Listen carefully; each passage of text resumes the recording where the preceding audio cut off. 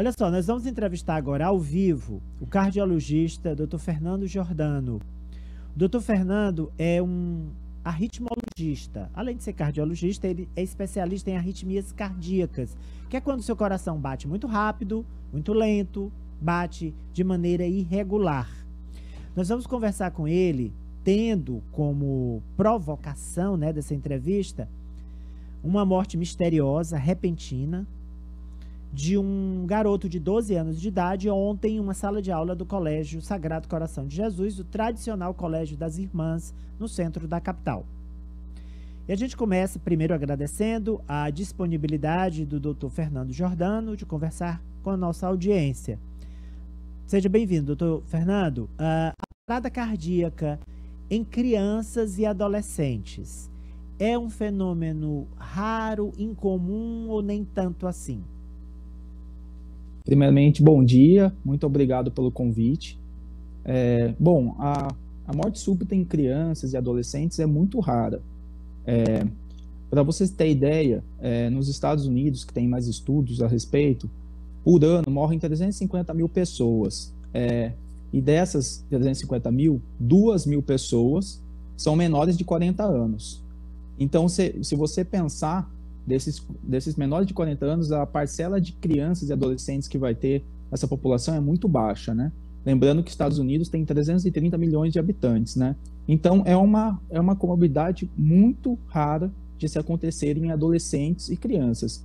É mais comum acontecer em adultos de meia idade para idosos. Doutor Fernando, e o que pode provocar esses casos raríssimos aí de parada cardíaca, do coração parar em crianças, pré-adolescentes e adolescentes?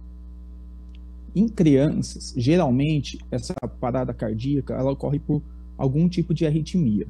Essa arritmia pode ser causada por um coração estruturalmente anormal, ou seja, ele tem alterações anatômicas, que ele já nasceu com isso, por exemplo, a doença miocardiopatia hipertrófica, displasia ritmogênica de ventrículo direito, ou pode ser uma doença com o coração estruturalmente normal, ou seja, o coração não tem nenhuma alteração física, anatômica, mas ele tem alterações nos canais iônicos dele, que fazem os transportes de potássio, magnésio, e isso pode causar arritmias cardíacas nessas crianças e pode causar morte súbita, consequentemente.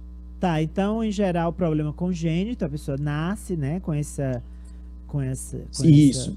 Geralmente, as crianças que têm essa comorbidade, elas já nascem com algum problema cardíaco, né? Com alguma disfunção, geralmente, né? Tem sintomas, né, como palpitações, tontura, síncope, que são desmaios, né?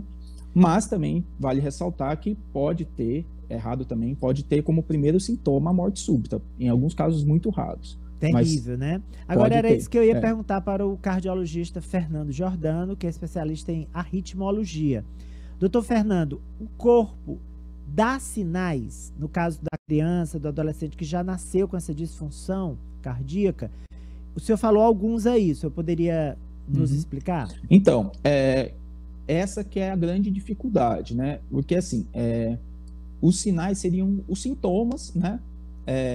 Como eu já disse, palpitações, aceleramento, tontura, falta de ar, dor no peito, dor precordial, né?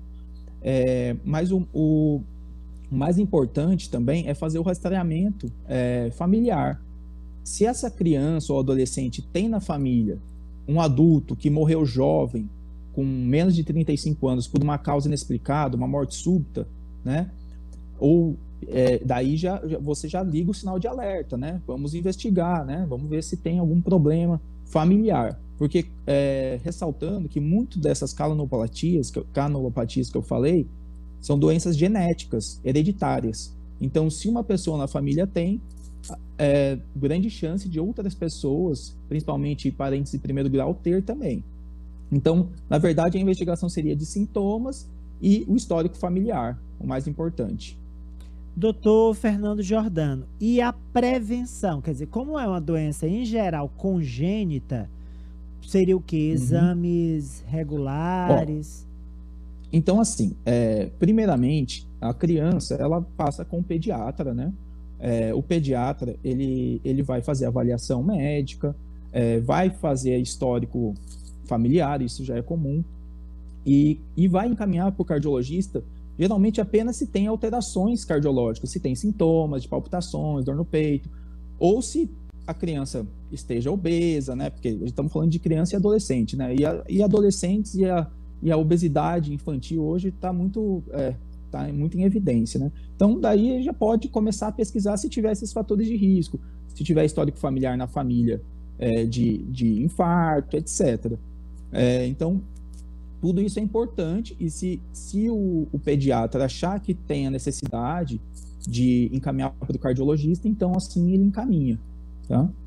Pronto.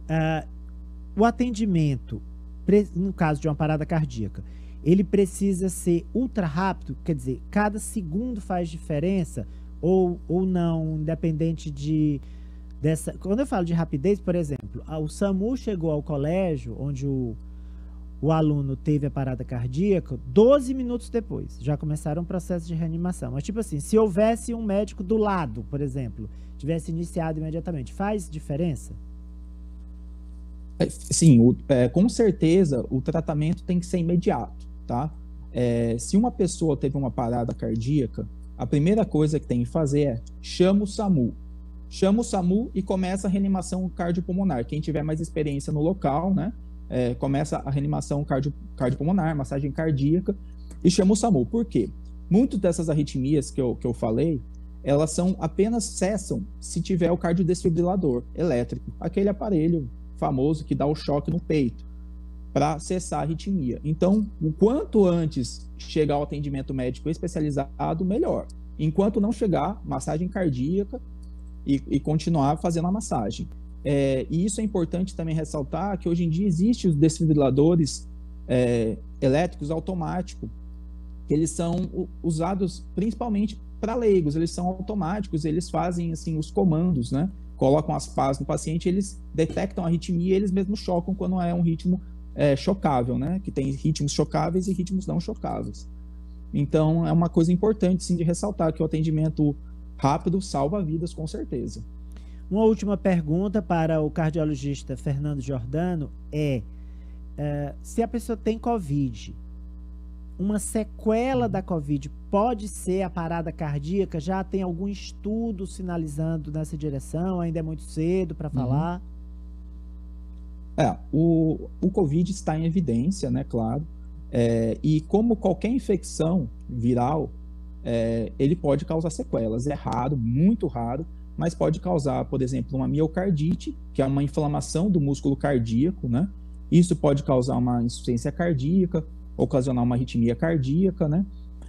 Pode causar algumas alterações, doença de Kawasaki-like, que é uma doença que pode cometer as coronárias cardíacas, mas isso seria numa fase mais tardia, né? Mas eu gosto de dizer o seguinte, né? É muito cedo para a gente falar que COVID está causando tantas mortes, né? Assim, eu acho que, como foi dito anteriormente, tem várias outras doenças, né, que foram citadas que podem causar morte súbita, né? Então a gente tem que pensar também nelas, né?